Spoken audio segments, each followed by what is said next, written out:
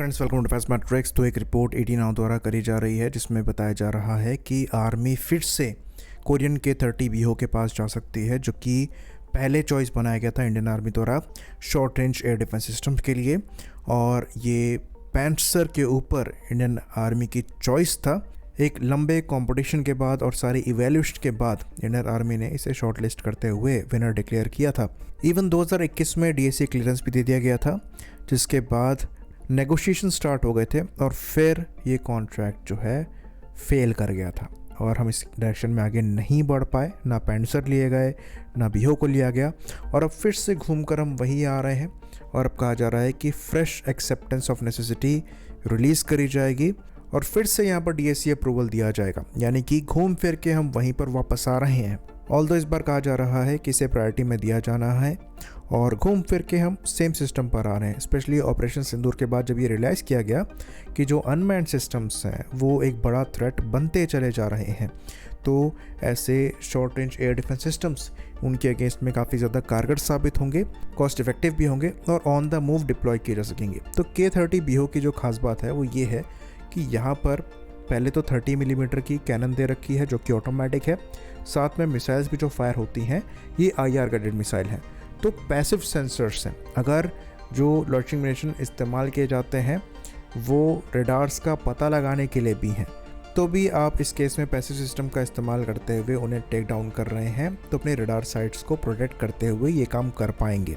और शायद ये लेसन जो ऑप सिंदूर के बाद मिला है उसके बाद ही फिर से इन सिस्टम्स को प्रिक्योर करने की बात करी जा रही है। तो बेसिकली यहाँ पर 2 गन दी गई हैं जो कि 30 मिलीमीटर की हैं और यहाँ पर सेकेंडरी KP-SAM चिरॉन मैनपैड्स को दिया गया है जो कि अगेन कोरियन है और 7 किलोमीटर की आपको मैक्सिमम रेंज दे देता है। तो क्योंकि यहाँ पर पैसिव सिस्टम इस्तेमाल किए जा रहे हैं इसलिए ये ऑन द मूव भी टारगेट को एक्वायर करके हिट कर सकती हैं, और इस केस में पैंसर के ऊपर इन्हें एडवांटेज मिला था और इसलिए K-30 बीओ को चॉइस बनाया गया था।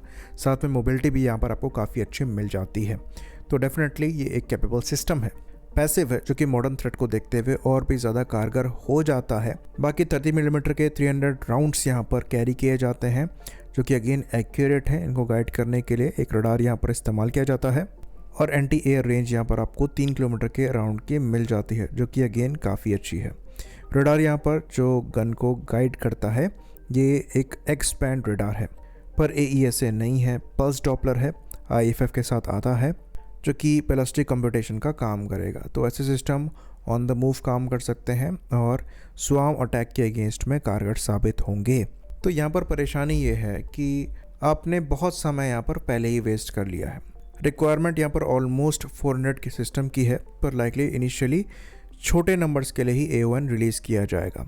तो अगर आप K-30 बीओ को देखेंगे तो यहाँ पर कुछ ऐसा स्पेशल नहीं है जो कि हम खुद नहीं बना सकते थे। हमारे पास सारी रेसिपी रखी है ऐसी कैपेबिलिटी को डेवलप करने के लिए।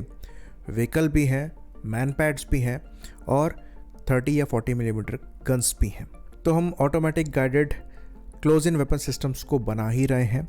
ऐसी कैपेबिलिटी हम व्हीकल पर माउंट कर सकते थे, डोमेस्टिक मैन पैड्स को लगा सकते थे, यानी कि यहाँ पर DRDO के विशोराट का इस्तेमाल किया जा सकता था, जहाँ अगेन आपको 6 से 7 किलोमीटर की मैक्स रेंज मिल जाती और थोड़ा सा R&D करके जितनी तेज़ी से दूसरे व्हीकल्स निकाले जा रहे हैं जैसे कि जोरावो टैंक निकाला गया है, ये भी 2 से 3 साल के पीरियड में आ जाता। तो 2021 से 2026 हो गया, यानी कि 5 साल हो गए हमने कुछ किया नहीं और फिर से उसी प्रोसेस में घुस रहे हैं, जिसके बाद एक्विजिशन में अगेन हम और साल बर्बाद करेंगे। अगर यहाँ पर क्विक थिंकिंग दिखाई गई होती तो डेफिनेटली ऐसे डोमेस्टिक सिस्टम हम बना पाते। अभी भी ये चीज़ पॉसिबल है।